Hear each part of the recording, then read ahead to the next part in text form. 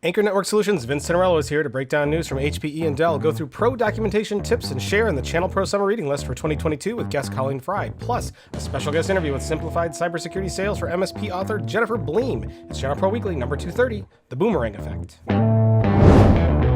Hello and welcome to ChannelPro Weekly episode number 230. My name is Matt Whitlock, technology editor, online director, and your host of this fine show for folks like you, the VARs, the MSPs, the IT integrators, the IT consultants, the system builders, the SaaS implementers. If you don't know what any of those acronyms meant, you probably are not in the right place. But if you want to learn what some of those mean, stick around with us and you'll learn a lot. You'll get a lot out of this. I guarantee it. If you do know what those acronyms are, welcome. You are also going to get a lot out of this, and you're going to be glad you're here by the end, and you're going to tell all your friends about it, and you're going to tell your dogs and your pets and your spouses and everyone to tune in next week and join us as we go through these awesome IT and business related topics of implementing technology solutions with other businesses. That is the name of the game here. And who calls the games better than anyone else? Our umpire in chief. Is that a thing? Umpire in chief? I'm going to make it your new title, Rich. Umpire in chief for the channel, executive editor, Rich Freeman. Welcome. Well, thank you very much. And I want to know what all those acronyms stand for, so I'm glad to be here. Good. Well, I'm really glad we got an awesome guest host who can explain what all of those are. How are you, Rich? I am great. I was okay last week, and I'm even better this week. I'm totally back in the pink. So COVID free finally. I understand you had a somewhat mild case, so that's always good to hear. I was very, very lucky that way, and it was a very mild case. So, yep. Excellent. So now you're tested negative and joining the world again. When are you getting back out on the road? Actually, not for a while. I'm home pretty much all of July. I think the CompTIA show, ChannelCon, is the next road trip for me. Very cool. Well, sounds exciting. Can't wait to hear about that. But enjoy your time at home. I know you are often running around like crazy. So awesome stuff. I did say we have a guest today, and we do. He's the managing director of Anchor Network Solutions, a Denver-based managed IT service provider, founded in 2002, past chair of the CompTIA Managed Services Community, co-author of the Business Owner's Essential Guide to IT and All Things Digital, version 2.0. Enjoys many outdoor activities, amazing mountain climber, in fact, which is pretty cool. We've talked about that on the show before. Please welcome back Vince Tinnirello. Welcome, Vince. Thanks, Matt. Glad to be here, as always. It's always fun. I see we got your mountains in the background. Unfortunately, I think that is a digital mountain behind you.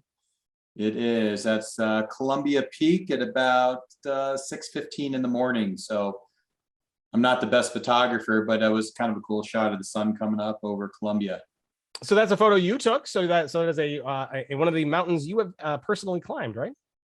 Yeah, that was from the summit of Harvard. So the collegiate range here in Colorado, like peaks that are over 14,000 feet. And I went up Harvard and then went across that ridge that's right behind me to the top of Columbia and then back down. Very cool. I guess if you're going to be a mountain climber, being in Colorado is probably a good place to be. Good place to be for it. Yeah, for sure. So Vince, so you've been on with us before. It's been a little while though. We've got lots of new viewers and listeners since then. But take a few minutes, tell us a little bit more about you and a little bit more about your company. Sure. Yeah. As you mentioned, we're here in Colorado. At the beginning of August will be our 20th year, and there's about 30 of us or so now, and are just about to cross that 6 million mark. We don't have a vertical. We just really try to focus on what we do and to do it well. So yeah, long time. Started really as if we talk about like your affiliations, aligned ourselves with Autotask early on. Still with them via Datto, obviously. So we're a big Autotask Datto shop. And I really have focused the last couple of years on taking us to the next level by following a lot of the EOS principles, traction EOS principles. It's been really, really good for us. So I know they say that getting to the first million is like the first milestone, and then getting to the second million is like the first milestone times 10. How is it getting to 6, and what is the mountain to climb to get to your next milestone, which is what, going to be 10? Yeah, well, we'll find. I don't know. Maybe it's 8, right? I think it starts to get a little bit easier, but but early on, I mean, it is like, yeah, you're scrambling and you're taking lots of revenue, stuff that might not even be good revenue, but you're trying to grow, right? So I think when we look back at our year by year growth numbers, it seems to alternate minimal to larger. So one year might be 5% and then it's 12%. Then the next year 6%, then it's 11%. And the next year's 4%, then it's 15%. Really year over year, that's how it's gone for us. And I think right now it gets to be about where it's fun, where we're really following that, pumpkin plan, which is a book by Mike Michalowicz of, get the people in your company, the clients that you want to work with, and part ways with the other. And this year we have a termination list. We have a list of clients that we want to replace by year's end. And that's finally a really good place to be. And even if we don't grow a ton and we have minimal growth, if we can replace those clients, like, we'll be really, really happy. So yeah, we'll talk about that a little bit, because not everybody gets the luxury of getting to the point where they can really pick their customers. What about these, and not naming names, what about these particular clients make them undesirable to you at your point in your business? Whether they view us as a vendor instead of a partner, if they take our recommendations, in terms of alignment and minimum standards, if they, quite frankly, get it in terms of cybersecurity, if they forgive our team for slip-ups, if they engage with us. These are all characteristics on our client assessment chart, right? Least of which winds up being, how much money do they spend? It's mostly about, do we cringe when they call? Are they kind to our employees? Do they value technology? We have one right now a client who purchased a business, one of our clients, and she is sent our agreement and is to a municipality to dispute $52 of sales tax on software as a service. She doesn't think it's taxable. We're going to part ways with her instantly as soon as the agreement comes up, because if you're not willing to work through things with us over $52 of sales tax, sending us to a municipality, there's a quick way to get on our termination list, right? So things like that. Really, the partnership is the criteria, right? And being good clients for our employees. When you get there, then it just snowballs in a good way, because your employees see that you're willing to go to bat for them. So in December, we terminated our largest client because their expectations were just unattainable for our staff. It just wasn't fair, and they all breathed this collective sigh of relief when we announced we were parting ways, and it just earned us so much, credibility with our own team. So I gotta quit. $52? Seriously? Sales tax. Yeah, she doesn't think that her Microsoft 365 bill should be taxable, and it does vary by municipality in Colorado. But rather than just kind of work through it with us to send an agreement over to a municipality to which, of course, everything we do is above board, but you're not exactly looking to, invite trouble, right? Like, there's so much that's subjective when it comes to sales tax, and our CPA and tax attorneys are like, this is taxable now, right? And she happens to be a bookkeeper who disagrees, so $52. Wow. That's not partnership. That's a story. Yeah, it's not partnership at that point, right? No. So No, that's crazy. Wow. We will see more of that, Matt.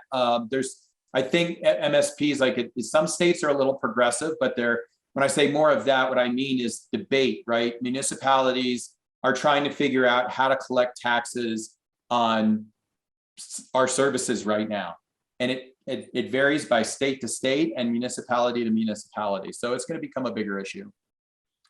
Well, there's a lot of municipal intervention coming to the channel, as we've been kind of reading about too, not only from a tax perspective, but from a regulation perspective as well. And so, and how is Colorado on that front? It's pretty, I mean, it's pretty forgiving right now. And that's a whole nother conversation of what I'm for and not for in terms of legislation and regulation. So, but it's pretty straightforward right now. Well, interesting stuff. Yeah, that is a big conversation. One that often depresses people. So probably shouldn't go down that particular route, but it's a great that you're here. A really interesting story about kind of assessing customers and how you kind of have like this termination list, as you call it. Now you don't like walk into your customer's office like Arnold Schwarzenegger with the sunglasses and be like, "You are terminated." No, our client success team tries to rehab clients, and they grade every client across an assessment chart that we have. And we try to get them up to speed of where we, A, B, C clients, they get a numerical and letter score. And, we just look at the ones who constantly fail at something. Some of it, sometimes you got a client who just doesn't engage with you, but they take your recommendations, right? Like, just tell us what we need. We don't really want to talk a lot about it. Just make it happen. Okay, fine, right? Like that's why we have all these different categories. But when you're consistently failing across things that are really important to us, which are always things that align with our core values, well, then you see a trend. And it make you know who you want to do business with and who you don't want to do business with. None of this is at from a position of arrogance, right? Like, who knows where things will go in 2023 and 2024 economically. If we keep talking recession, maybe we'll actually enter into one. And so we try to be mindful of, will we be less discriminant 2 years from now, right? We know these marginal customers, who they are. Do we just keep them until we see where things settle? Or do we say, we'll figure it out at the time, it's not worth it, right? Let's work with who we want to and not with who we don't. There's a little bit of that conversation going on right now. Yeah, tough conversation to have, I'm sure, especially in times like now where there is a little bit more uncertainty into the future. But it's interesting stuff. I'm glad you're here. It's going to be an awesome show and some really insightful discussions that we're going to have, I'm sure, as we go forward. And what do we got ahead, Vince? We've got a lot. We're going to talk about news from HPE. They are in the news for something that you want to know about. Dell. We're going to talk about Dell's client hardware revenue. They launched laptops into space and they're coming back down, and we're gonna learn a little bit more about their reentry. I think I read that title wrong. Maybe it's something like that. So, but if you want to know what that's about, you're gonna have to stick around and find out. We're gonna talk about documentation and pro tips around that. ChannelPro's Colleen Frye will be joining us after a while. We're gonna be talking about the ChannelPro Book Club. We've got our summer reading list ready to go for you. So if you're looking for some stuff to read over the summer, we are going to have a number of awesome picks for you, and you want to hear about all of those. And like that could be a show in and of itself, but believe it or not, there's more. We're going to be joined by Jennifer Bleam later on for a special guest interview, and we're going to be talking about her new book, Simplified Cybersecurity Sales for MSPs. And there's more to that title, but we'll get to that when we get there. But I'm sure that's going to be a fascinating discussion and a whole lot more. So stick around, folks. It's going to be a wild ride. Rich, here we go. Hewlett Packard Enterprise is in the news. What are they doing? Well, news is a little slow this time of year, people on vacation and so on, but Hewlett Packard Enterprise held its Discover event this week in Las Vegas. There was, product news, obviously. A lot of it had to do with GreenLake, but what we're focused on here is a new partner program that they've launched, and just what that indicates about HPE and about the industry. And in a lot of ways, this isn't surprising, but HPE is known for its partner-ready partner program. They have now launched what they call the Partner Ready Vantage program, which is specifically a partner program who are selling solutions as a service. And so two things that they're really looking to emphasize is, one, solutions. We're going to be focused on solutions here and not on products. And then we're going to be focused on selling as a service, as opposed to the more traditional you pay up front kind of a way. HPE GreenLake is their as-a-service platform. It is growing at a tremendous clip for those guys still. It has been for a few years. HPE was kind of out there a little bit. I mean, in 2019, they announced, their CEO announced that by the end of 2022, everything they sell will be available as a service. So they announced loudly several years ago, solutions as a service are the future of the company. And what they have done now, kind of 3 years into that process, is create a partner program that sort of aligns with that vision. And so this supplements rather than replaces Partner Ready. If you're a Partner Ready member now, you're not interested in as a service or whatever, you can stay in that program. It's pretty clear that the future of HPE is really going to be built around the Partner Ready Vantage members. I think that's what's most strategic for those folks. So they've got 3 tracks within the program. Instead of having tracks for solution providers and MSPs and distributors or whatever, they built it around what you do as opposed to who you are. So 3 tracks: build, sell, and service. If you are an ISV or an OEM or what have you, you're in the build track. If you are a solution provider, a reseller, you're in the sell track. If you are a service provider like an MSP, you're in the service track. They divvy those tracks up into what they call centers of expertise, which is not so much a specialization. It really is just kind of narrowing down what you do. Service is kind of a giant category, right? So if you're a managed service provider, you're doing business a little bit differently maybe than just a more traditional professional service provider.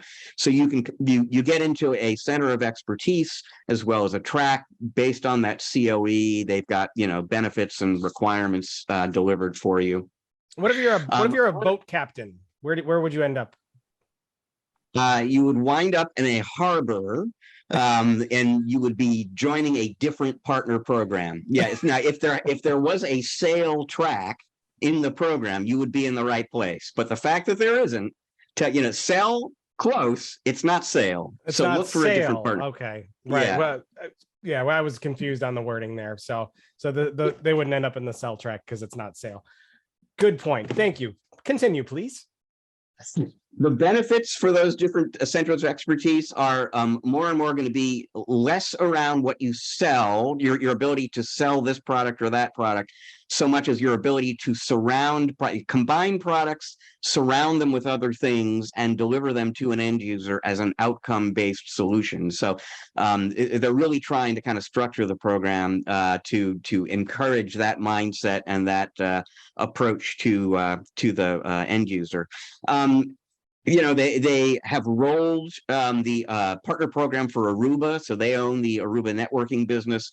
If you are an as-a-service solution-oriented partner in Partner Ready Vantage, all your Aruba partner activities, et cetera, are going to be part of this program too, instead of having to deal with 2 separate programs.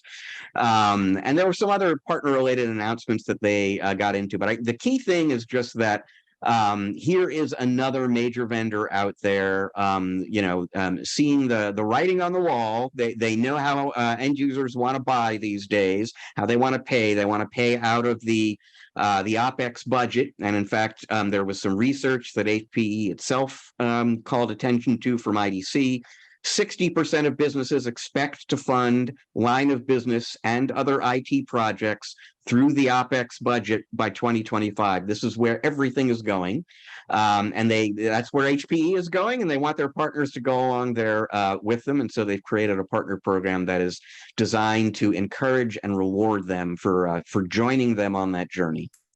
You're talking about Aruba sailing, and there's still no boat captains. I'm very, very concerned about the whole trajectory here of where they're going. Vince, what do you think about their partner program? I think you would end up in the sell track, right? Yeah. I mean, I'd have to see more what that looks like, and what it means.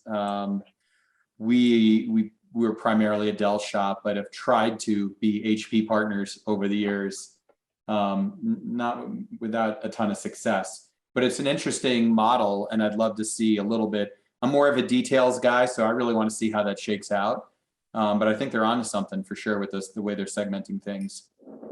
Because sometimes with partners, they're delivering the wrong message to guys like us, right? Like sell more hardware. We're like, we're not in the hardware sales business. We happen to sell hardware. We're in the service business. Hardware sales come as a result, right? And so I think by segmenting it, they're really onto something. Yeah. So, Rich, do they provide any links to get a lot more information? Because I mean, there's more details in the article, folks. So we're going to put all the links in the show notes page for episode 230. So if you want to learn more, go to the article and kind of read a little bit more about it. Or if you're on your phone, you can open the description area there. If you're on YouTube, open up the description area there and hit the like button and the subscribe button and the bell, and press all the buttons on YouTube. And great things will happen. But you'll be able to read along this now. Now, is there other links that they provided to get more details? Because there's a lot to this program. There is a Partner Ready Vantage site on HPE's website, and yeah, so you can just drill into that new program and get more detail. Cool. Well, we'll let people check out that, and then check out the programs. You folks, you tell us if it's interesting or if it is something that you're excited about. Leave a comment in the comment section. Send us an email, podcast@channelpronetwork.com. But Vince is a Dell partner, and we've got our next news story, which is about Dell. And I thought that they launched some laptops and client hardware devices into space, and they're finally coming back down, and we're seeing where they land. Is that what happens, or what is the gist of this story, Rich? Well, that is close. That is close. So I get an opportunity to catch up with Dell once a quarter. That opportunity happened earlier this week. And, you know, there are a number of things that I have been kind of keeping an eye on every time I speak with Dell, and, you know, the supply chain thing and so on. But one of the things that I always ask them about, and other hardware makers too, is just what is the trend in client device sales? Because we saw this giant spike in that 2 years ago when the work from home era began, and there was an expectation that that would just stop at some point last year, and yet it kind of kept going and going and going. And so I spoke to Dell this week, and how's it going now? And they gave me a figure, and they give me this every quarter, basically. Their order volume through the channel, specifically in the most recently concluded fiscal quarter for them, was up 1% year over year. And you're thinking 1%, that sounds kind of flat. That maybe indicates that that incredible stratospheric growth rate that we were dealing with before has ended. They pointed out, though, that remember, this is a year-over-year comparison. So in that same quarter a year ago, orders through the channel were up 21% year over year. So it was unbelievably sky high still, that far into the pandemic period a year ago. So it's coming back to earth, basically, a little bit. They said the demand environment is still pretty robust. That's a quote from Cheryl Cook, their Senior Vice President of Global Partner Marketing. So sales performance for the company as a whole through the channel still looks good. Compared to a year ago, not as good. And so we've been kind of waiting for this, basically. We've been waiting for something a little bit more like normal to start returning to sales of client hardware, and it looks like we're kind of getting there. One interesting point that Cook made during this conversation, though, that she thinks that the pandemic has permanently, and Dell thinks the pandemic has permanently changed the total addressable market for client hardware. And so it's kind of reset the landscape in terms of how we measure how strong the market is. Because she said, in the old days, basically, one employee at a company had one kind of setup. It could be a laptop or a desktop, and there might be a monitor and peripherals, but one employee, pretty much one PC kind of setup. And now very often, because of hybrid work, there's one at the office and there's one at home. That has kind of changed things and partly accounted for the duration of that sales spurt in client hardware. And then the other thing is just with people working from home, that model of basically everyone in the family sharing the one PC doesn't work anymore. And so they're and people learning from home too. So you're seeing more devices in the home, more devices per employee, and that has kind of changed the total addressable market for a company like Dell. So all that's about the client business. On the infrastructure business, and this is consistent with what we've been hearing a lot from other vendors and distributors, that business is still really, really strong right now. And orders through the channel for the infrastructure business at Dell, servers specifically, 23% year-over-year growth in this most recent quarter that they're reported on. It was actually 38% a quarter ago, so maybe that's beginning to slow down a little bit. But 23% still pretty robust, and it was 12% a year ago. So actually, we're looking better here. And some of that is overdue replacement of stuff that's ready for replacement. But from Dell's perspective, a lot of it actually is just modernization, digital transformation projects, revamping the infrastructure to support the hybrid workforce. So I've been hearing a lot about the data center market and infrastructure market being really kind of healthy so far this year. And it looks like that's been the case for Dell so far.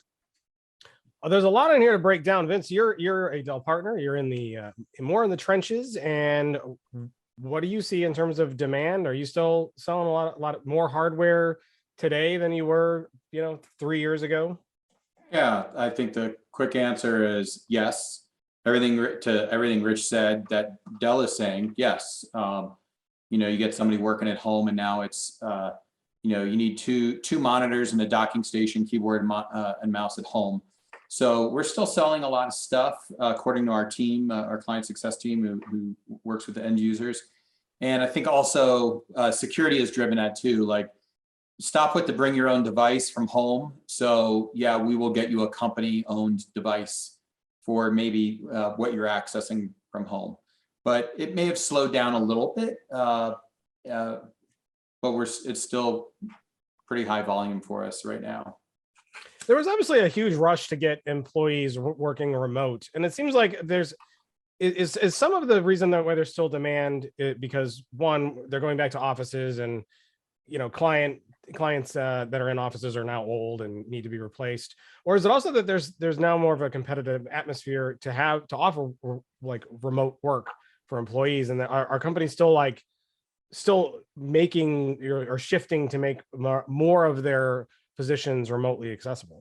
I think they're trying to get people back into the office. Candidly, the honeymoon of remote work is fading, as we kind of knew it would. As a company who started all remote, we already knew how it doesn't work long term.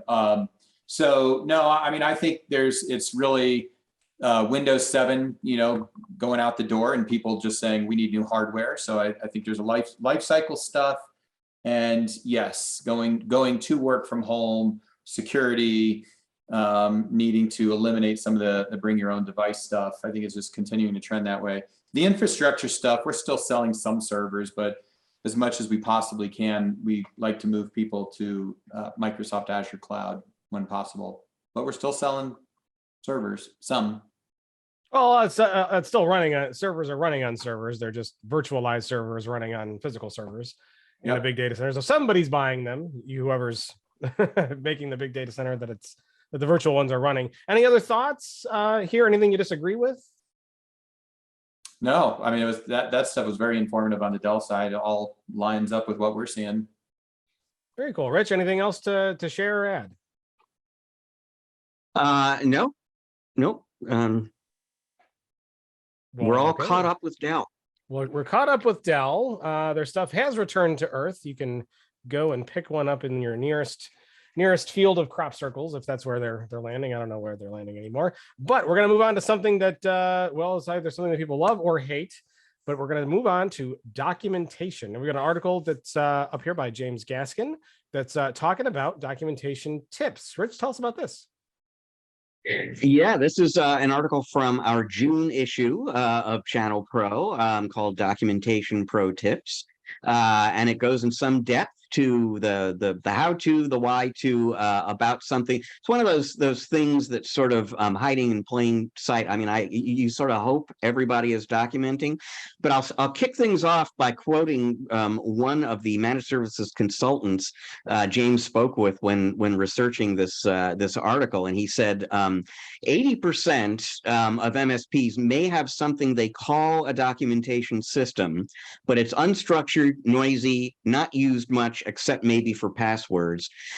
So there's plenty of documentation going on out there. But first of all, there are some MSPs still who don't document at all, and there are others who are just not doing it in a very thorough and a consistent kind of way.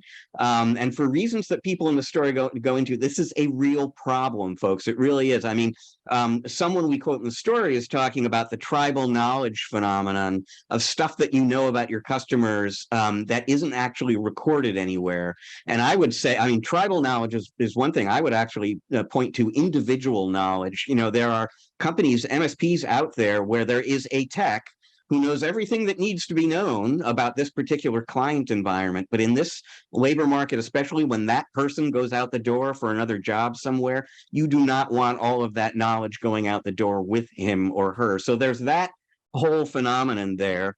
And then there's the productivity story. The more process oriented your business is, the more efficient it's going to be. And you got to have a documentation system basically to define and keep everybody adhering to a process. Some of the folks that we spoke to, or James spoke to for this article, made it clear. I think people are familiar with the idea of documenting anything technical that we do with a customer, but there are folks who document everything, essentially pre-sales conversations, quarterly business, pretty much any customer touch. It's probably a good idea to have some notes on that and keep everybody on the same page about where that account is. If somebody picks up the phone and is talking to somebody, you don't want them to be sort of in the dark about the last communication that you got from this client. This is why CRM systems exist, for example.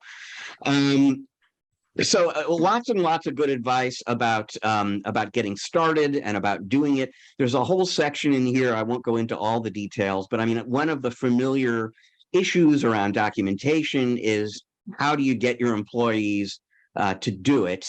And one of the people James quotes in the story is, it's not even an 80-20 kind of situation where 80% of people will go on. It's 10% of your employees are just going to refuse to do it. And sooner or later, they're either going to leave or you're going to have to ask them to leave. There's another 10% that will complain and hate it, but eventually go along. And the other 80% will, they're more easily persuadable.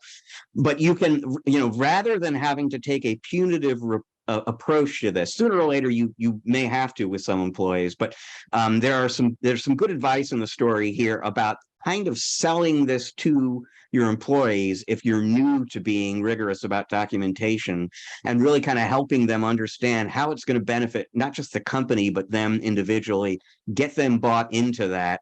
Give them the training they need to do it successfully, so it's maybe not as painful as it would be otherwise.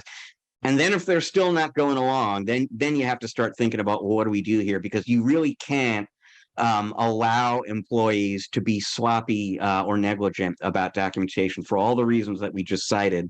It really is that important, basically.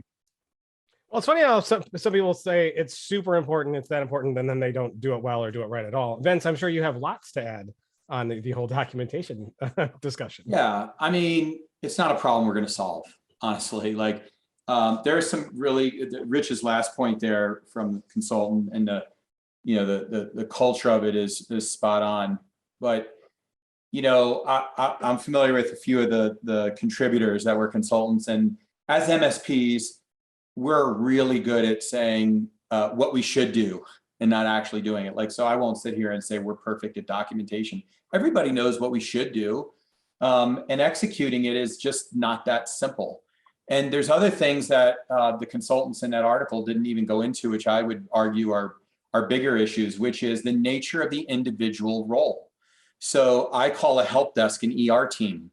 Your ER team is a guy or gal who is taking tickets and churning and burning, and they are removing the emergency and moving on to the next. Is that the person who should be doing documentation? Probably not. Or will it ever get done if they are in that kind of an environment? So yeah, you have to look at the roles. You have to look at, and if you say everybody should do it, then great. When is have you carved out time for that person to do it? But, back to the whole extreme ownership book and thinking, like you got to explain the why and the mission to people, and what it means to them and the benefit to them as to why they need to document. And when they are in the ER and they're handling an issue, if documentation isn't up to date, it's gonna burn them, right? So there's a lot around that. And then cultural and behavioral norms. So we have a culture guide here at Anchor, and we have a video of what it's like to work at Anchor, and we talk specifically about the value of documentation.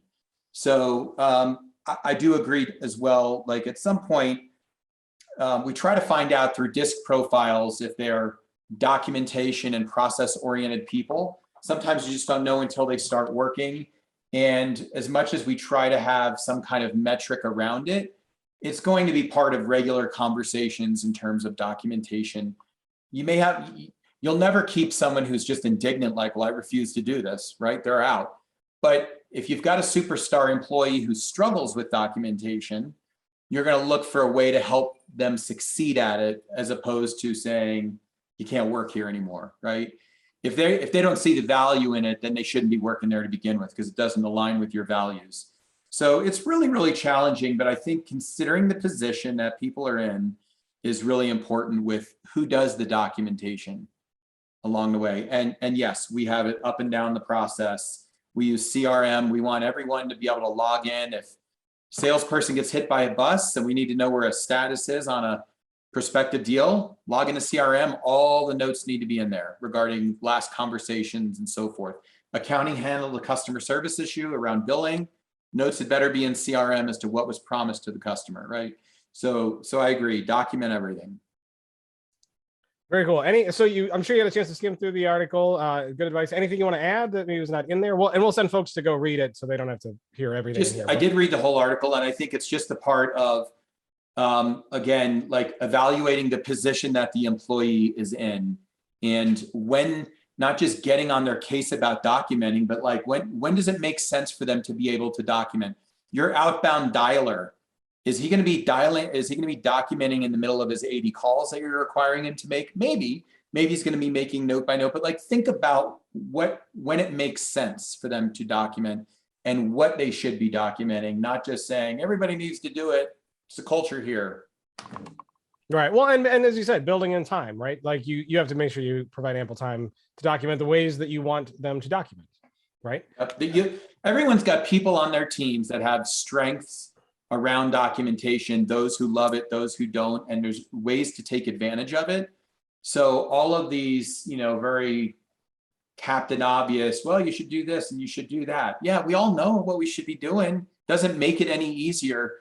And the biggest point in that article that was just spot on is, if you don't do this and have documentation, your life is going to be miserable scaling, and then you'll be low profitability because you need more people to perform the same amount of work because there's no efficiency in documentation, right? That's what's going to happen. So I love that point was made early on. All right, awesome stuff. Very cool. But we're going to move on, and I'm so excited because we've been waiting to get to this for the whole show. We're going to go into one of our book club segments. So we've had these on the show before. Rich, why don't you kind of explain kind of how these got started and where they come from? Yeah, once upon a time, we sort of kicked off this tradition at ChannelPro that every year in the June issue, we would have a summer reading list, right? Like people are heading out on vacation. Here are some book suggestions from your peers among our readers that, you might want to bring along with you if you want to get better at what you're doing. And then our managing editor, Colleen Frye, took that one time a year thing and turned it into a regular sort of recurring feature of the magazine called the ChannelPro Book Club. So it does still show up in our June issue, but you'll see book club updates at other times of the year as well. And so Colleen has joined us here so we can talk about the June book club edition that appears in that issue of the magazine. Yeah. So without further ado, welcome, managing editor Colleen Frye. Welcome back. Hey, hello there, Matt, and thank you. And hello, Rich and Vince. It's always a pleasure when you're on. And I made a comment earlier when we were setting up that you're kind of like a regular recurring guest these days, which is always awesome because you're here telling us about cool stuff and all these stories that you're doing. And I love the book club segment because we go through a lot of stuff. So tell us about the summer reading list, how it got started, and some of the picks. Well, as Rich said, the June issue was traditionally when we would run, a list of books that you might want to take on vacation. And then we've grown this to kind of a book club segment that runs several times a year. And so what I do is when I'm interviewing, MSP business owners and other experts in the field, I'll always ask them, what are you reading? Can you recommend anything to your peers? And I kind of stockpile this, and then, we'll come up with these book club segments. And so this particular one for June is really from a powerhouse of MSP business owners, folks who have been on the cover, a couple of finalists from the Robin Robbins Better Your Best contest this year that I spoke to either prior to boot camp or at boot camp. So some powerhouses and some powerhouse recommendations. I will be honest, I have not read one of them myself, but I can talk through what some of the recommendations are. Fantastic. Well, without further ado, why don't we go ahead and dive into a few of these? Yeah, you bet. And Vince, I know you're a big reader. If you read any of these, please jump in and tell me what you thought about it and if it, did anything for you. So our current cover story this month in June is Marcial Velez, and he's the CEO of Expertex. And he recommended to his peers Vivid Vision. And so Vivid Vision is about how to get, what's in your head actually down onto paper. And then even when it's on paper, it's okay if it's messy, let it be messy, and the book provides tips for how to work that mess into something coherent, and then actually how to speak with your staff about this vision once you've massaged it and it's a real coherent thing, and then how to communicate that, to the outside world, to your customers. So he told me he found that very helpful for him in future planning. And his article in June, if you've not read it, I suggest that our listeners do, because it really talks about how he's thinking about the future and some of the things he's been putting into place so that he can be a next gen MSP. And so that book helped him get there. All right, let me check my notes here. So the next book, also recommended from a cover person, Mike Bazar, who's the CEO of Bazar Solutions. He was on our May cover, and he recommends Getting Naked. And that is about... Wait, this is a family show. Hang on. We can't talk about that. Yeah, it's a great title. It's a great title. I'll read you the subhead just so you think we're not, going off the deep end here. A business fable about shedding the 3 fears that sabotage client loyalty. So I did read that one. You did read that one. Okay. What did you think about that, Vince? I read it a while ago, and really the gist of it, which what I liked, and I'd say that we live here, is just being transparent with clients, making yourself vulnerable, calling out you're not perfect, not trying to have this veil of like, we know everything, just laying it out there like, hey, we got a team of human beings, they make mistakes, we're not perfect, we're going to screw things up, but what you can count on is we're going to make things right. And letting people know what you're struggling with when you're struggling could be proactively like, hey, top 5 best customers, if you see a service slip right now, can you just be patient with us? We lost 2 technicians. We're doing our best to hire, right? Like really just giving them that behind the scenes access and transparency builds you client loyalty and really earns you grace. And I think we've modeled that from reading that book. Oh, that's interesting. Because Mike said the same thing, that he found that, when you make yourself vulnerable, it does enhance that relationship because they feel that you're being truthful and they can trust you going forward. Without a doubt. Easy read, like all Lencioni books are. Less than 200 pages or right about 200 pages. Yeah, and Mike was a fan of pretty much all his work. So I guess if you read Getting Naked, then, check out some other titles.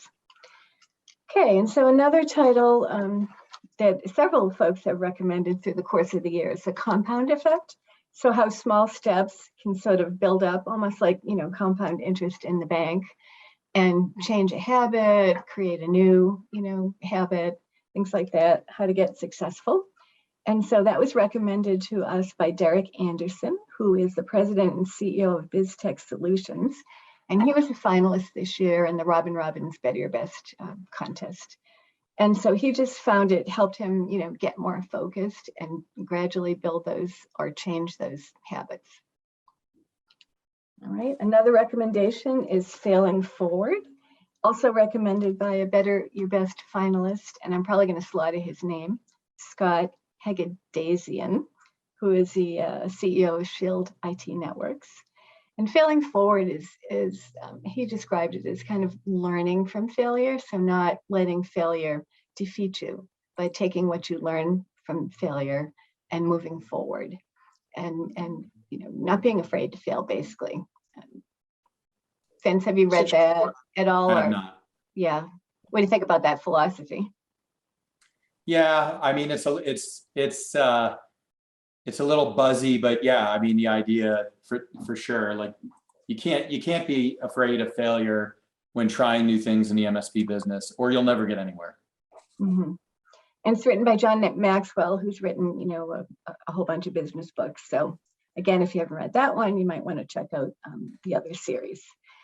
And another cover here was Mary Hamilton. She was on our April cover, and she recommended a book called Mindset, which is a little bit different from the business roundup we've got here. It's more of a psychology book, but it's more about changing your mindset to I can do something, or reasons why you can do something versus why you can't do something.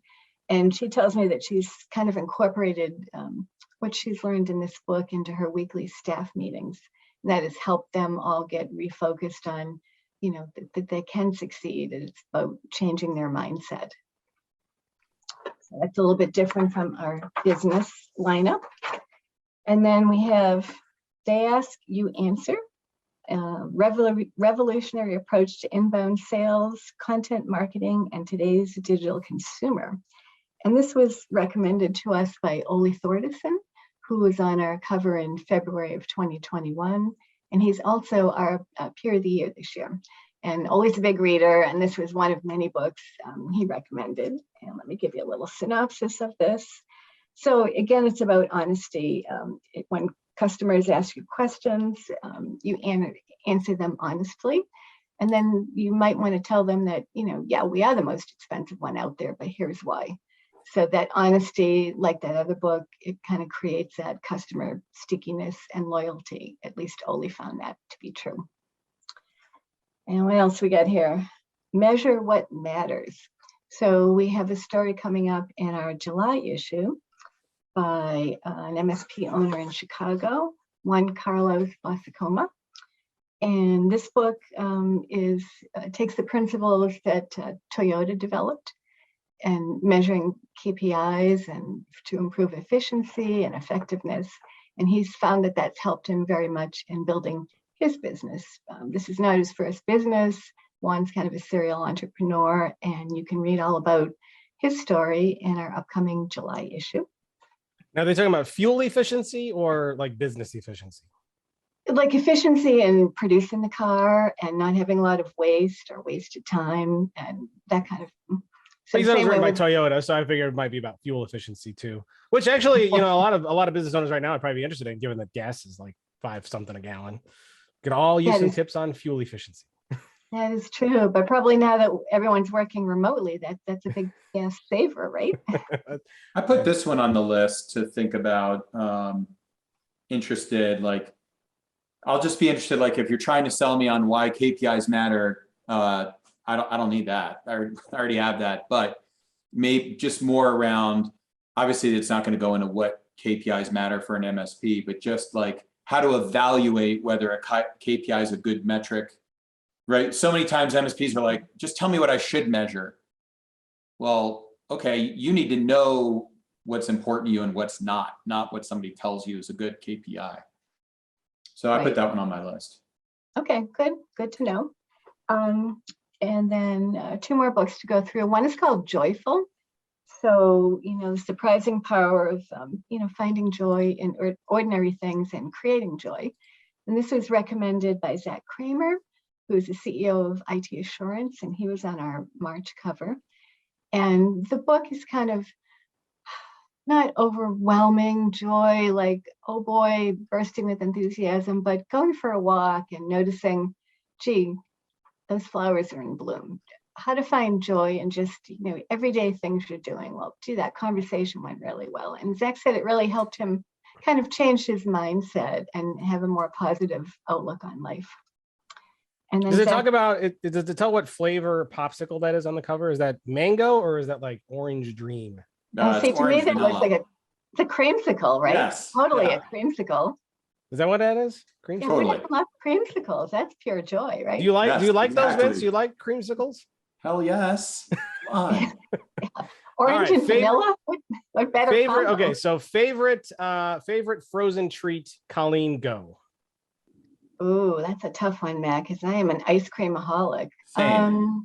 I like black raspberry yogurt, frozen yogurt with a dark chocolate chip. Ooh, that sounds good. Vince?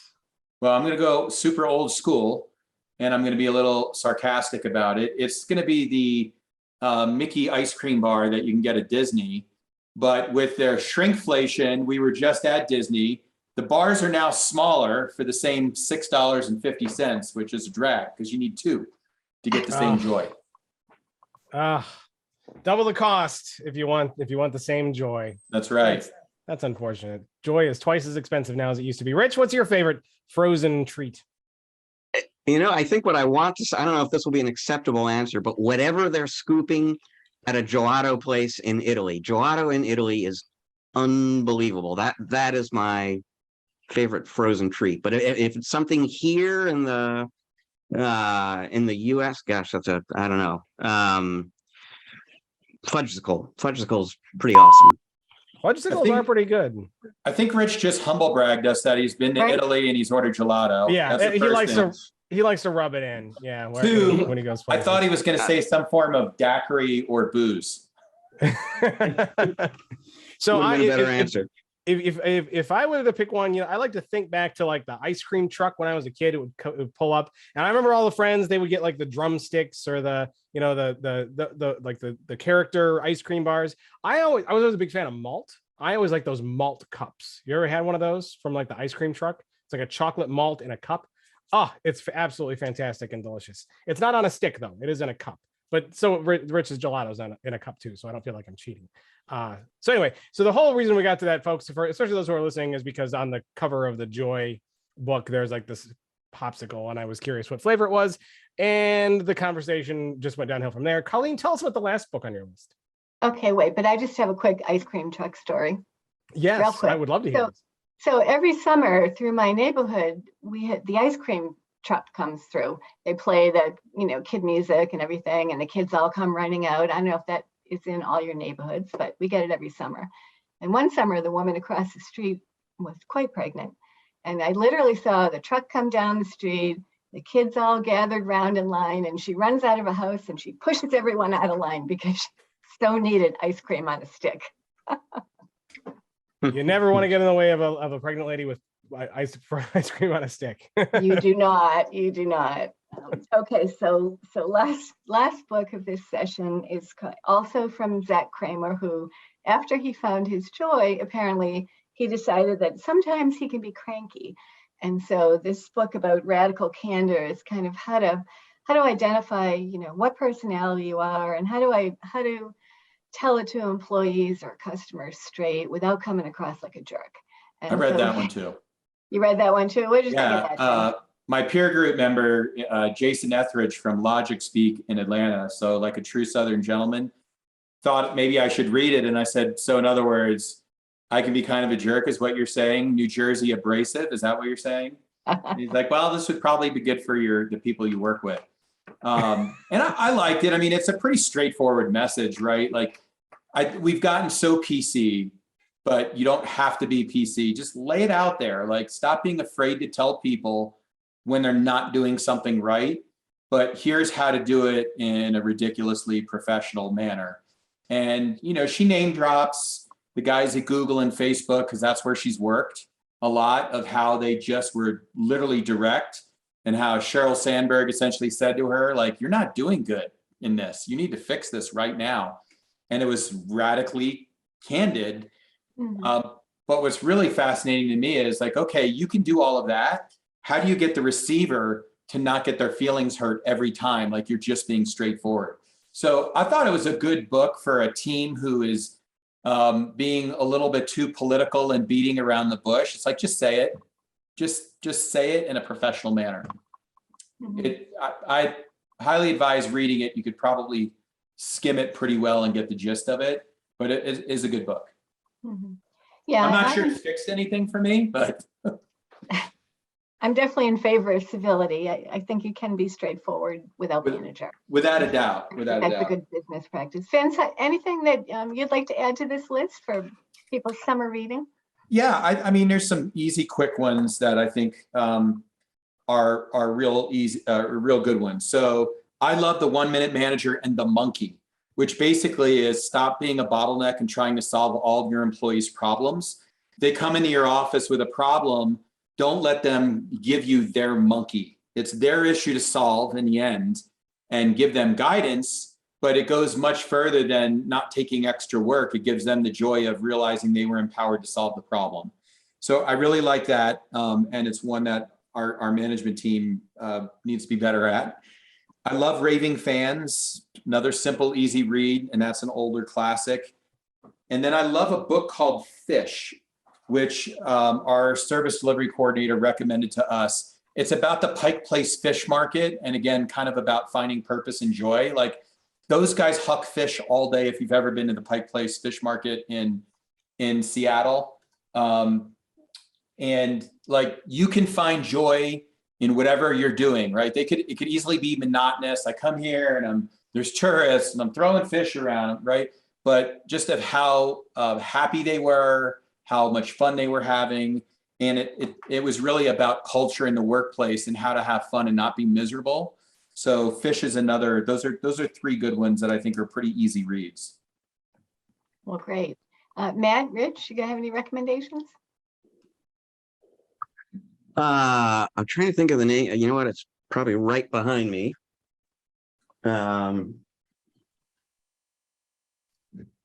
World Without Email. That's what I was looking for. Cal Newport's latest, A World Without Email. If you are as crunched for time as everybody is crunched for time, and you wind up these days, and it's not just email, right? It's like, all the interruption engines in your life, social media, text, and so on. And there's lots of really good practical advice about eliminating some of those interruptions and creating some space to be more productive. And so it really had, and this is not the only Cal Newport book I've read, actually, and it really has helped free up some time. It's an interesting thing. The big point that he makes is that we've spent close to 100 years right now thinking really hard about how we make things in factories. And I forget what the statistic is, but like, factories today are something like 400% more efficient than they used to be 100 years ago because of all that effort. And we've just never really invested that kind of effort in knowledge work, the work that happens in an office. And so he kind of talks about, like, processes and, not just productivity tips, but how to organize work in an office across teams, workflows in ways that will make everybody more productive. And anyway, just really interesting book, and has been helpful for me.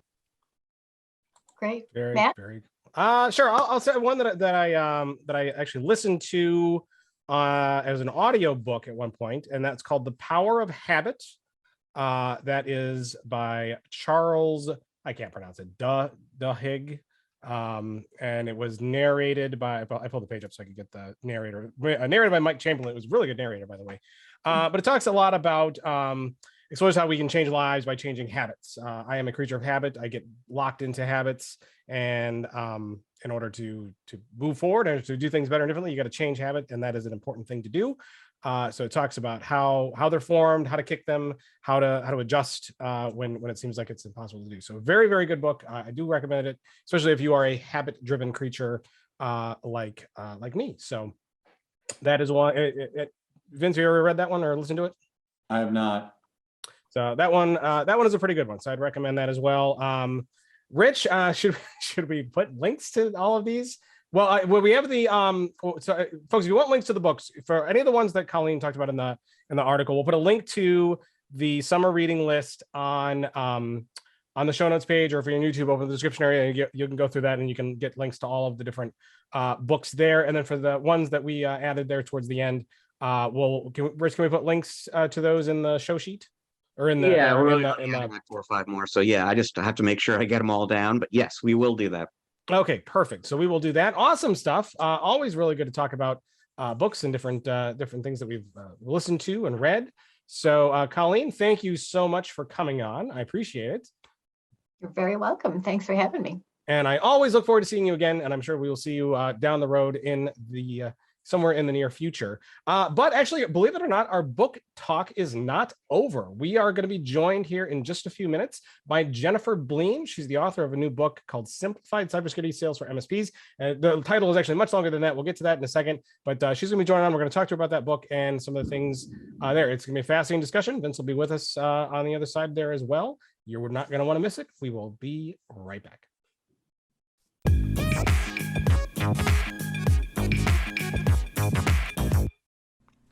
Are you an MSP who is recommending Dell hardware to your end users? If so, then you'll want to check out the Dell Expert Network. The new Dell Expert Network program is a rewards and incentives program designed for service-focused MSPs who are supporting the small business market. This program is designed to deliver value and save time for MSPs who are recommending their end users to purchase Dell hardware. Currently, Dell Expert Network customers get an additional 3% back in Dell rewards when they buy Microsoft servers. Check out the Dell Expert Network today.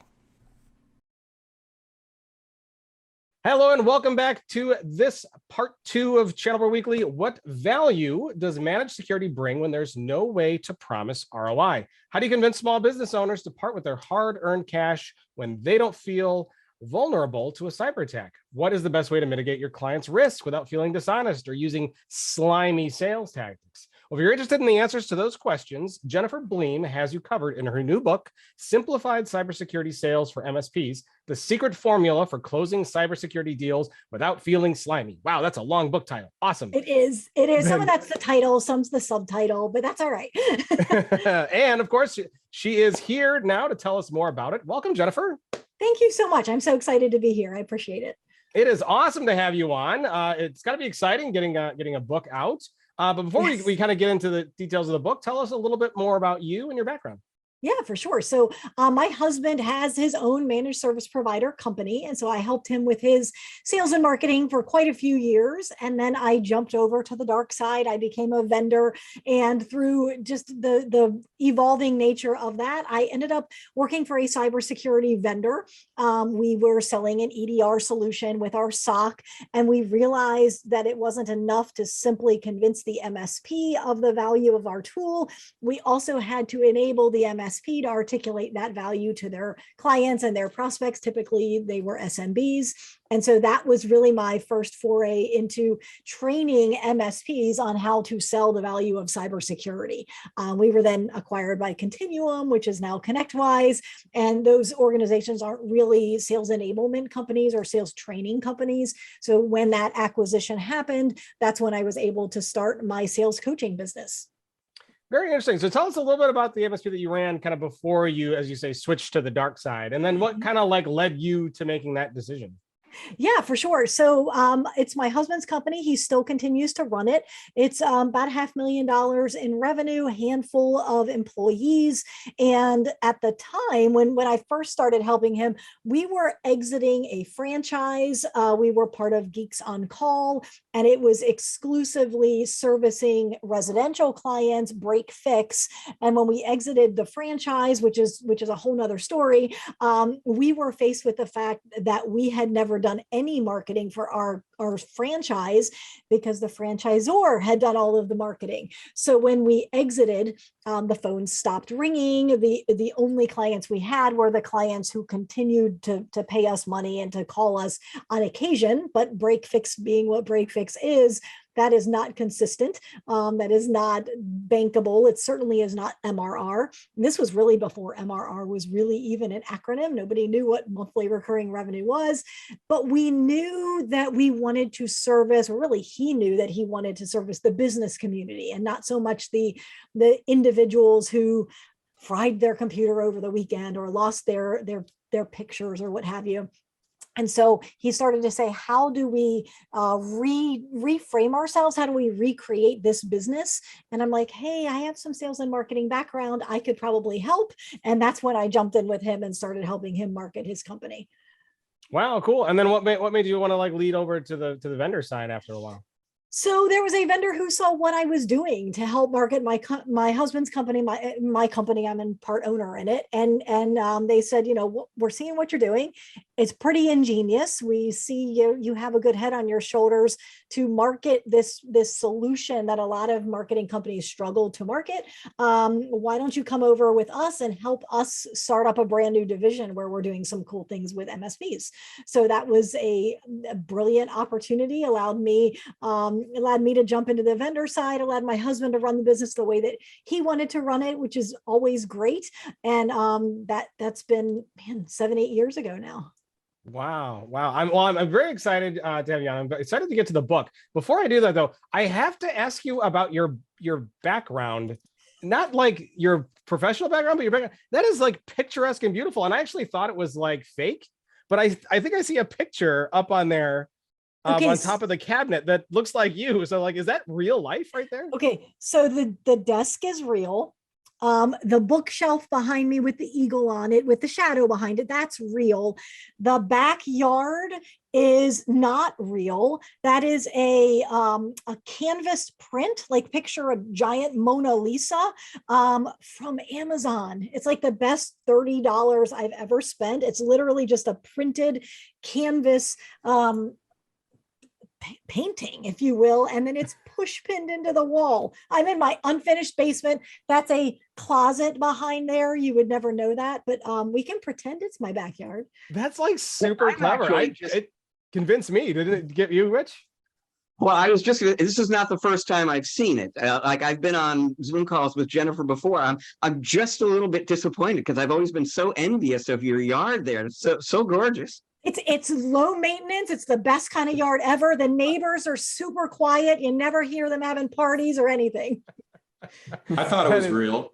Yeah, I was totally convinced. Yeah, that's pretty amazing. Really, for $30, I thought it was going to show up and look like $30. I thought it was going to look really cheesy, but there's actually, you can't see it, but there's a table or a chair rather, and a shadow, like there's lights and shadow. They really did a good job. So best $30 I've ever spent on a background or on really almost anything off of Amazon. Very cool. Very cool. Neat. So, so you're here because you have a new book out that you wrote. We'll dive into the specifics of the book, but tell us kind of like what got you wanting to write a book. So one of the things I preach to my MSP clients is that you have a duty and an obligation to keep your clients safe and to mitigate their risk. And so this concept of duty and obligation is something that my clients hear me preach all the time. Well, at some point, I had Nigel Moore said to me, I really feel like you should write a book. And I'm like, yeah, but like, that's kind of a lot of work and, whatever, all the reasons, excuses, whatever.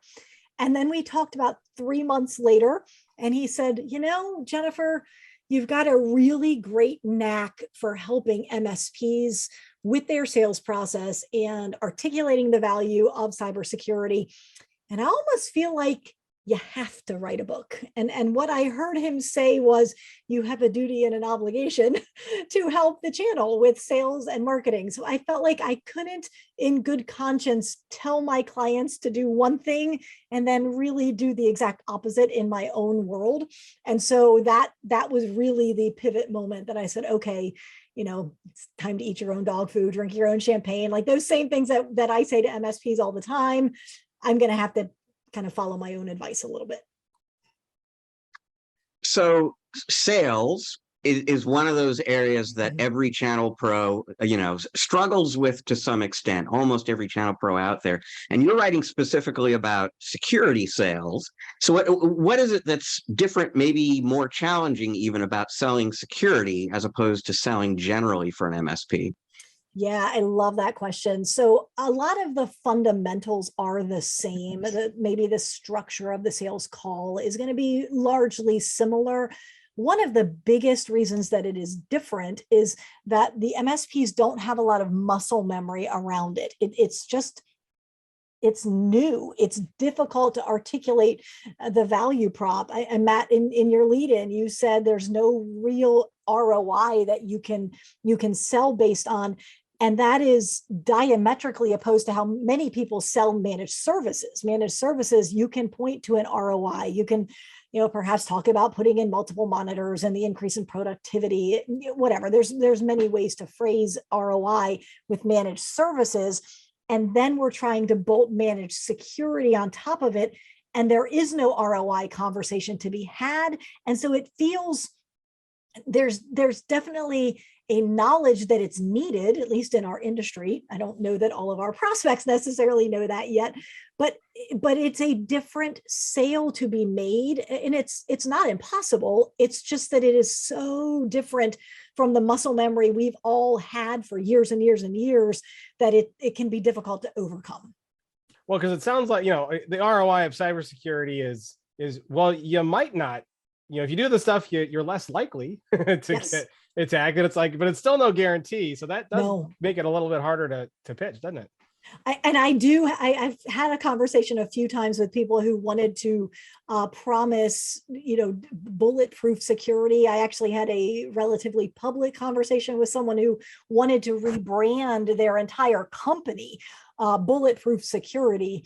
And I had a visceral reaction to that. I think I managed to hide that reaction on the outside, but I definitely felt it on the inside.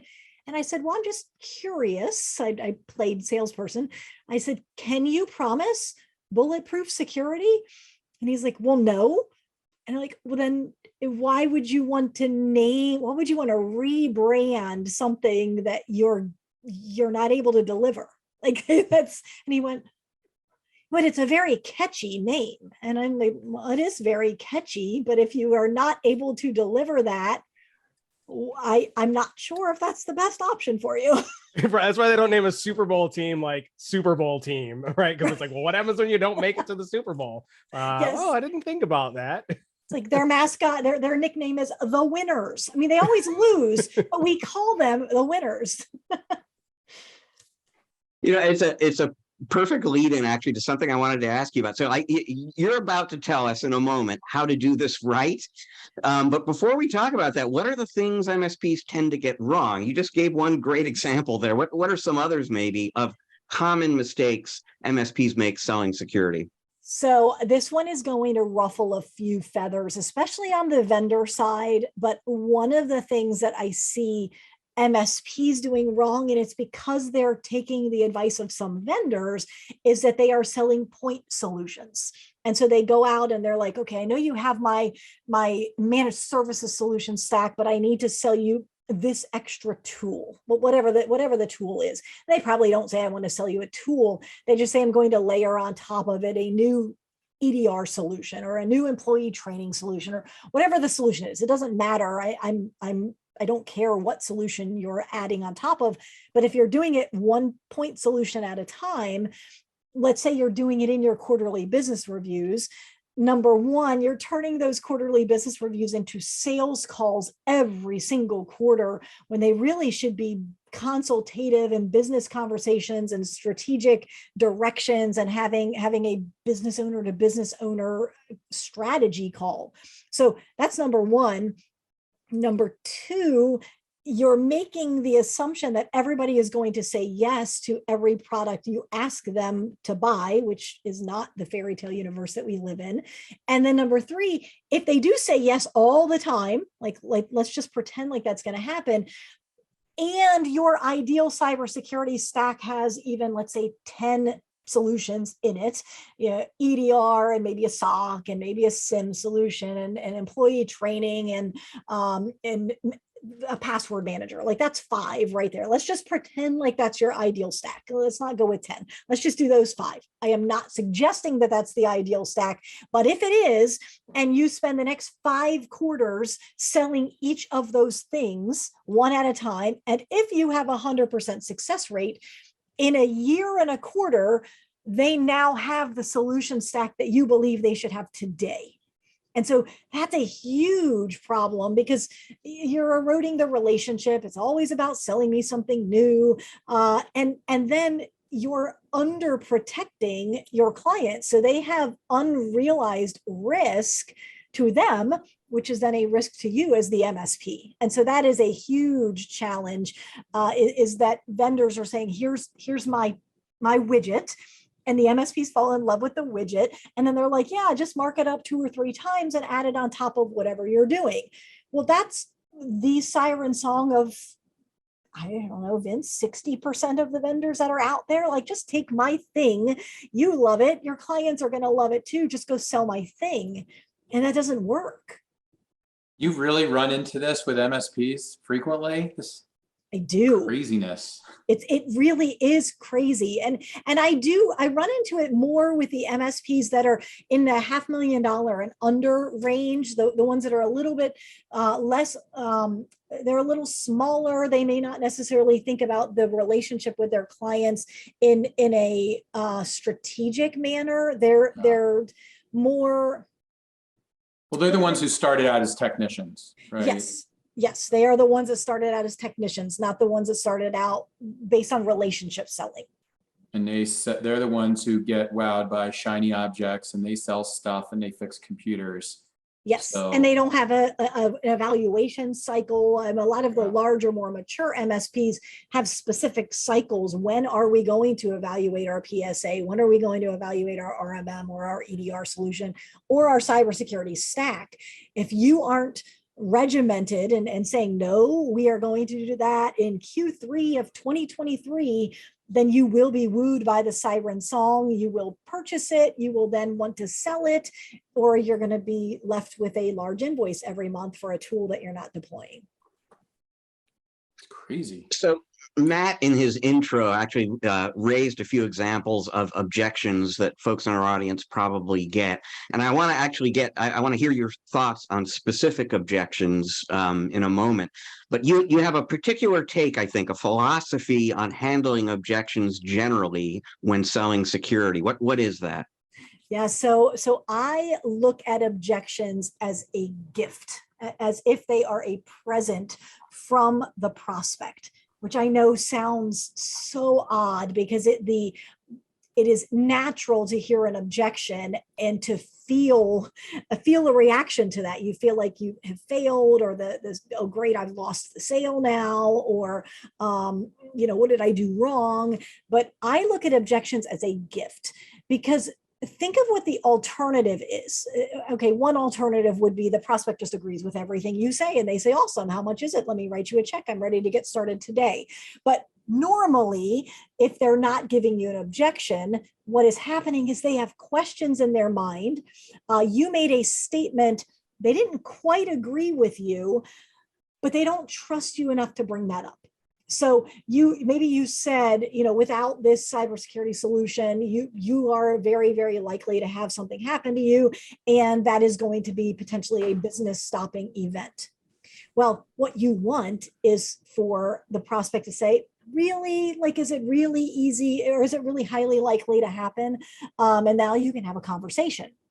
Well, the alternative is that the prospect nods their head and you think they're agreeing with you. Yes, this is a big risk. Yes, this could be a business stopping event. And they simply don't trust you enough to say, I don't quite see it your way. I don't agree with you. Help me understand why you're saying that.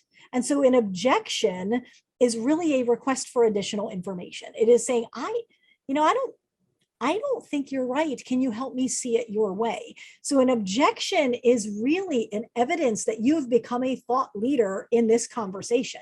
It's if we put this into just a term of like a husband and wife relationship, and you're discussing, painting, let's say painting the kitchen as something we're in the process of doing right now is picking out painting colors. And my husband said, hey, do you have any colors in mind? And I said, yes, I really want this one wall to be an accent color. And I'm thinking it's going to be a brilliant teal blue. And he cocked his head and he went, why in the world are you thinking teal blue? Now, I'm not a relationship expert, but I would say that is an objection. He was like, what are you thinking? You are insane. Why teal blue? And I said, well, we've got some shades of green in the dining room. And then you move from the dining room to the kitchen. And then when you move from the kitchen to the family room has some teal blue accents. So I feel like it'll make it cohesive. It'll feel like the whole house belongs together, as opposed to Right now we go from green to pink to teal, and it's just a little jarring. And he went, oh, that actually makes sense.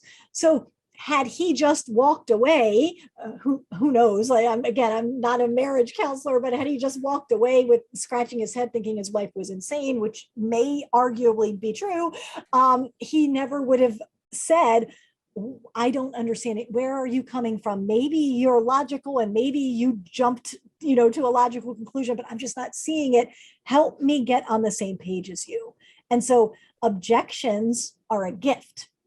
And when you can realize that and wrap your head around that, it helps to reduce some of the emotional angst that comes with hearing an objection, because it's very easy to hear an objection, feel that tension, and now you're answering from a point of tension as opposed to a perspective of, I am so glad you asked that question. I'm so glad you trusted me enough to say, I moved a little bit quickly and I didn't actually help you get from point A to point B. I made this logical jump because I've done it a million times. And I did it because I, the MSP, know how big of a risk this is. And I've maybe walked through it with clients or new clients when they call me and say, hey, I've got a ransomware thing. I've seen it. I know this is a big deal. You haven't. And I didn't help you make that connection. Let me help you now. And so it just takes the pressure off. Now you are in a consultative relational conversation as opposed to almost this argumentative kind of a conversation. So if you are selling to somebody who is nodding, not objecting, and you suspect they might have hidden objections, is there a trick basically to pulling that out of them? Yeah, so I mean, there's a lot of different techniques. I really like silence, and then I've developed this almost this mantra that says you never want to walk out of a sales call and say, I wish I would have blank. So in this situation, if you just allow the nodding to go forward, I can almost predict you're going to get to the end and they're going to say, sounds good. I'll let you know. And now you're out of the sales call and you're like, I don't think it sounded good. Like they were just nodding and I wish I would have, not called them on the carpet, but politely said, I kind of feel like maybe I was monologuing a little bit. I know you were nodding your head in agreement, but I can't help but wonder if maybe I used a few terms that I know what they mean, but maybe you don't because you're not in my world all the time. Can we take a step back and reapproach? What you're doing is you're opening up you're giving them an invitation to say, yeah, you lost me when you said EDR, or you lost me when you said risk mitigation, because I really thought we were going to be talking about something that was, bulletproof or something like that. You're opening up, you are calling them on the carpet, but you're politely saying, hey, I think I lost you and I saw you nodding and I'm savvy enough to pick up on that. So let me, ask you a question or let me bring you back into the conversation in such a way that we can reapproach, because you shaking your head yes the whole time, this is not leading to a sale. Like this is all going on in your head. I know this is not going to end the way I want it to end, which is great. How do we get started? Or great, what are the next steps? Or could you do that assessment you just talked about? And to simply say, I just feel like I've been talking for a while and I didn't give you a chance to talk. What do you think? You can always say like, and what do you think of teal accent walls? And then, yes, 100%. At what point do MSPs need to just stop trying to sell cybersecurity and just require it? I don't think we sell it at all. So obviously there needs to be a sale, in that there needs to be a markup and there needs to be margin there and some profit. I love making it required. Here's the challenge. And again, there is this threshold, and this is part of why the clients that I work best with are above the $500,000 mark. It's very, very easy for me to say, hey, Vince, just make it required.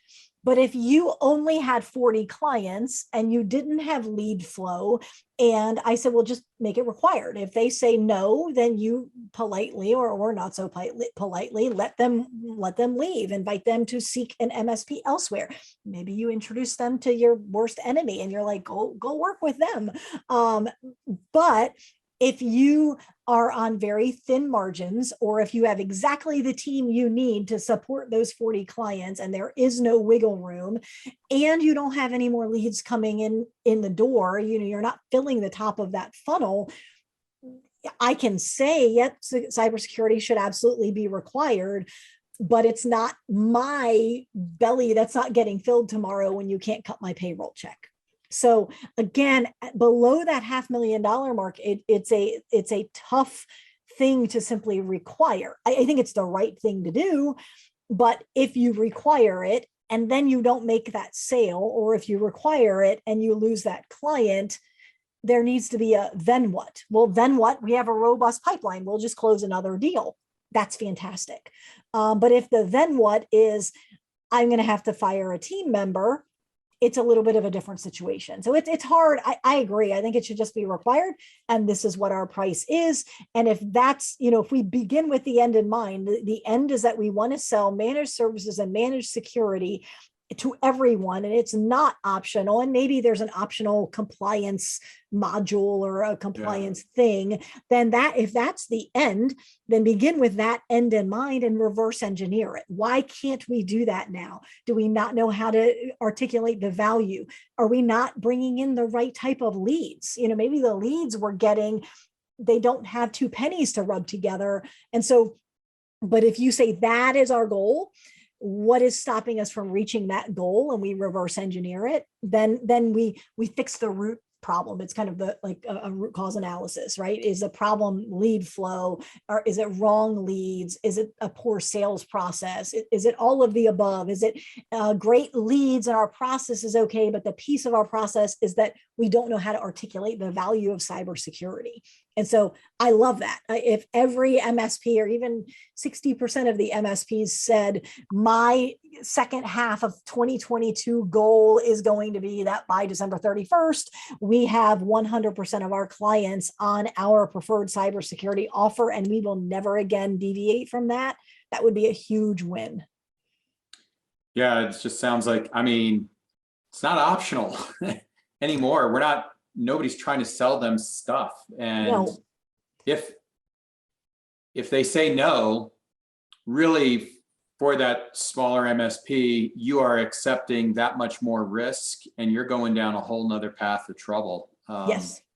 Anybody who is not saying yes is telling you they don't see the value in securing their own business, so that's interesting.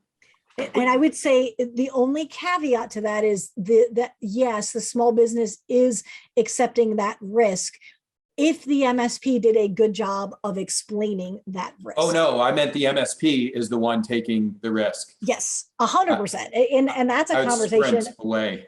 Yeah, when my clients sit down and look at their existing client base and they say, okay, here's a client that, we sold something to, but we haven't quite finished deploying it. Well, that's a risk. That risk needs to be mitigated. Now that risk needs to be mitigated and has no impact on finances. You can't sell them something new. You already sold them something and you just didn't quite finish deploying it. Maybe Sally was on vacation in Italy, so you couldn't deploy that last license to her laptop because she had the laptop with her. Okay, but that's a risk. So somehow operationally, you need to have a checklist or an SOP or a ticket or something to say, we just identified Sally's laptop is at risk. Sometimes you go through your client base and you say, here's a client that we have had multiple conversations with and they keep saying no. We either need to say the answer is yes, or we're going to invite you elsewhere, because otherwise we're absorbing risk. Yeah, you're right. Yes, it's a risk to them, but it really is a risk for the MSP because it's never going to be the client's fault. Yeah. Yeah. It sounds like you can really help MSPs. It's speaking like you're going to do this and less of trying to sell it. It's just a different approach. Yes. Every cybersecurity app right now just look at this year's app compared to last year's app. It has an MDR/EDR, and it has privileged access management. It's almost can be sold for you if you know how to do it right and have that conversation. And it sounds like too many MSPs are still, from what you're saying, is like, are making it optional for people. So the first thing that has to change is MSPs getting that mindset of like, man, this can no longer be an optional thing. Like, I'm not trying to sell you. I'm telling you, you got to have it, right? Yeah, the mindset is huge. I had a client who was really resistant to having it is technically a sales conversation, especially when you're going back to your existing client base. And he was super resistant. And I mean, like week after week after week, we're having private calls, and I'm getting the feeling that I'm being steamrolled. He never said that to me. And I finally said, we've been kind of talking our way around this in circles for 3 weeks, and you have yet to have a single conversation with a client. Is it the process? Is it the frameworks we've laid out? Like what's the challenge? Like, I would like to genuinely know. And I mean, yes, it's my process and it's my baby, but I don't have an ego. It's all about like helping the MSP. So he stopped for a minute and he just said, well, I don't really feel like this is such a pressing problem. He said, I'm telling my clients, you have to do this. And if you don't, it's going to be a big deal, but I don't really see it happening. And I was stunned because I see it happening all the time. And maybe it's just the way our brains are wired. Sometimes we see what we want to see. And I said, okay, then you have one assignment this week. I said, only one assignment. You need to reach out to your peer group or a Reddit thread or on LinkedIn or a Facebook group. Find at least 2 MSPs who have been through a ransomware attack or a breach. And you need to have a conversation with them. How was it for the client or the small business owner, maybe prospect? How was it for the MSP? That's all I want you to do. Have 2 of those conversations this week and come back to me. And it was a night and day, and it was a mindset shift, because he went from thinking, I'm selling snake oil. Like you can't sell what you don't believe in. 100%. And so then he's like, okay, now I'm ready. And he went back to his clients and closed, I think, every one of his clients on his upgraded cybersecurity offer, because now the passion was there and it wasn't faked. Like it was genuine. Like he believed you really need this. You don't want what can happen to you if you don't have what I'm offering. And that's a huge shift. And I'm always surprised that I have to help people through that shift. But if you've never been through this yourself, or you have a colleague who's witnessed this happening, then it's much like the small business owner who's like, well, this could never happen to me. I think there are MSPs in our industry, maybe, who are listening to this going, well, I know I haven't pushed MFA to my team, to my clients, but I'm kind of feeling like it happens to all the other people, but it never happens to me. So that's actually one of the really common objections. I'm too small to be a target. Another one, very common objection, Matt alluded to it in his intro, basically, is this is too expensive, or I can't afford this. Mm-hmm. So what's the right answer to that one? Okay, so in an ideal world, you would overcome these objections in advance, but that's a whole different topic. Let's assume you're at the point at the end of your sales conversation. They're like, this is awfully expensive. I would love for you to have a budget conversation early, because if you're way outside of the budget, then it could be that you are wasting your time. There's ways around that conversation as well. But anytime someone tells me something is too expensive, I have gotten in the habit of saying, in comparison to what?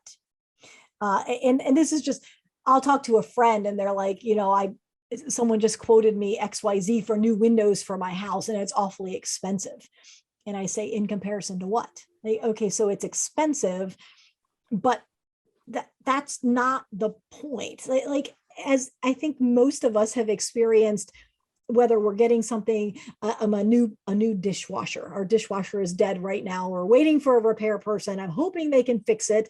But I also know if they can't, the new dishwasher is always more than I think a dishwasher should cost. I haven't bought a new dishwasher in a few years. So in my mind, dishwashers cost X when they really cost Y. Like, it's always more expensive than you need. There's a couple of great ways you can overcome this. You can say, that's exactly the reason you should go with us. So that's expensive. That's exactly the reason you should go with us. I don't understand. Well, the reason this dollar figure or this investment surprises you is that because for years, you've been under investing in your IT and your cybersecurity, which means you have been under protected and you've had a significant amount of risk. And you've already told me, again, we're assuming the sales process was run well. You've already told me that the level of risk you have is untenable and you need to do something about it. Well, of course, you're going to have to invest more than you have in the past. Otherwise, what you would have invested before would have been enough and we wouldn't be having this conversation and you wouldn't have unmitigated risk. So that's a very logical answer. Not necessarily anything wrong with employing some logic in your sales conversations. I do want some level of emotion as well. But that is simply I think it's called the boomerang technique of overcoming an objection, is they throw something out and you say, well, that's the exact reason you should go with me. We've never invested this much money before. Well, that's the exact reason we're talking, right? You were concerned about risks, or you were not getting the service you wanted. You get what you pay for. You maybe not phrase it exactly like that, but that's the concept of what you're trying to get across.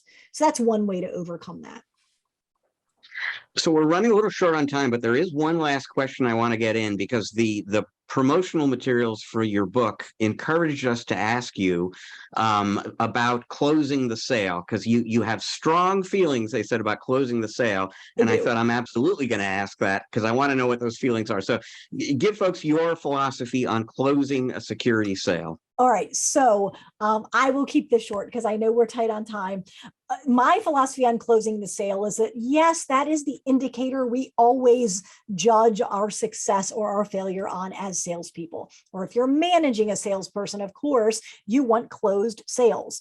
But just like an American football team doesn't just focus on the touchdown, they focus on what's leading up to the touchdown. Sometimes we get so focused on, did I close the sale? Did I close the sale? Is my salesperson closing the deal? That we get a little bit of tunnel vision. So that's the first thing I want to encourage you as far as closing the sale, is that you don't get so focused on that one metric that you lose track of some of the other pieces. The part that I always like to talk about with closing the sale is that closing the sale is there's almost a confrontational, as if I have, sliced the head off the dragon and I am, hear me roar, I have conquered the beast. I've closed the sale. And then we want to immediately go into trusted advisor. So it's very, to me, it is not a relational sale to be like, I have closed the sale, come hell or high water, I'm going to close it. I don't think that's the right approach. Again, I'm not going to change the terminology. And of course, that's how we measure success. But I want to make sure that you're approaching this not as, I'm going to close the sale no matter what, but I'm going to do what's in the best interest of the client. And hopefully that is you. And hopefully you would have enough integrity that if you were not the best solution for some reason, that you would not close that sale.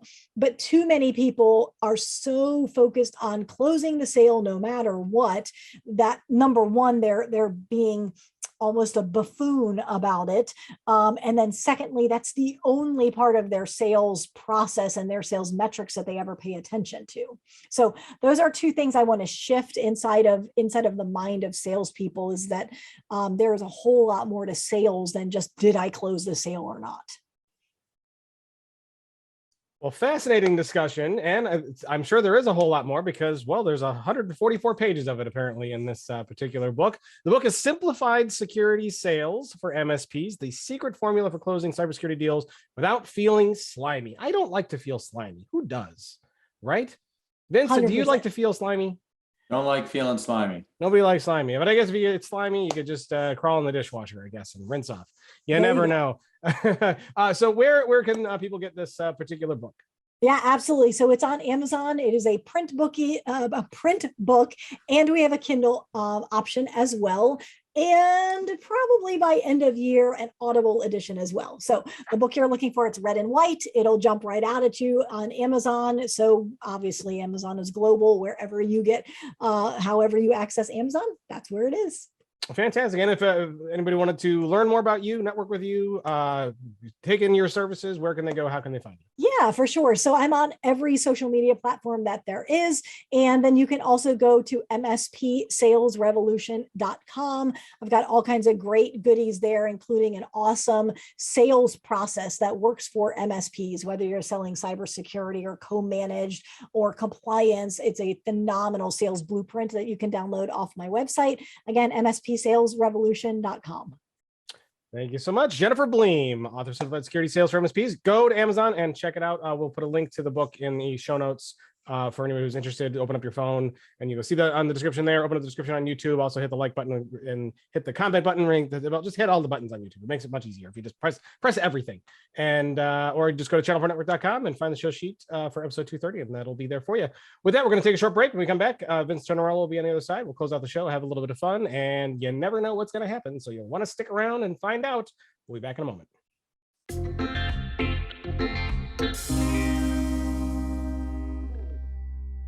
And welcome back to part 3 of ChannelPro Weekly. We are here on the other side. Awesome interview with Jennifer Bleam about her book. Rich, anything you want to add about her book? Well, no, I mean, again, we have a link to it and to MSP Sales Revolution in the show notes if folks are interested in checking it out more. But we had a nice, long, interesting conversation with Jennifer, and we just scratched the surface of that book. So I would encourage folks to check it out. Yeah, a lot of talk about books. This show. This is like the book show. So or something like that. For those who may have noticed, Vince Tinnirello has not joined us on the other side. We ended up in an interview, and he unfortunately got called away on something that was important, and so that's okay because we've covered a lot this show. We've talked about news, we've talked about books, we talked about documentation. We had a great interview. This has been a lot of fun. It's been a wild ride and a great show, but unfortunately we are just going to move to wrap things up. But before we do, Rich, tell us what we might have missed and what might be coming up next week. Well, you know what? Ordinarily, if you wanted to know what you missed in the week that was, what you would do is go to channelpronetwork.com on Friday, and you would look for our weekly "In Case You Missed It" post, written by our own James Gaskin, who also did that documentation story we were talking about earlier on in the show. You know what? James is on vacation this week, so there is no "In Case You Missed It" this week, and if you missed it, you're out of luck because we don't know what it is, but he's going to be back a week from Friday. So please, channelpronetwork.com. You don't want to miss In Case You Missed It when James is around to write it. Coming up next week, obviously, we've got the 4th of July holiday. It's going to be a short week.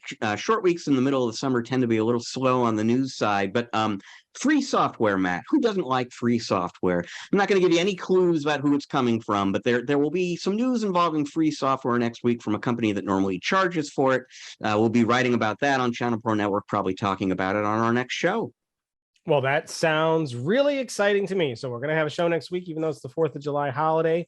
Yeah, that's going to be exciting. It sounds, I like free software. Who doesn't like free software? So that's something I'm going to tune in for that. Actually, I'm going to be there anyway, but I'm really looking forward to that. Awesome stuff. And hey, as far as 4th of July weekend goes, we hope everyone has a happy and safe 4th of July holiday. Make sure you get out and celebrate, but do so in a safe and responsible manner, if you please. I would appreciate that. And with that, big thanks to Vince Tinnirello. What was his title again? I always forget it. Managing Director, because I'm used to like CEO and President, like we get those on here a lot. Managing Director of Anchor Network Solutions. Very excited when he's on. He's a really smart guy and a very straight to the point guy, which is what always makes the show kind of fun because you get his opinion unfiltered and he doesn't hold back, and that's a good thing. Big thanks to him. If he were here and I were to say, where can people go? How can they find you? We'll put some links to to at least the Anchor Network Solutions website, maybe to his LinkedIn if we can pull that up for you. So that way you can go and connect with him if you have any questions for him or want to get to know him a little bit more.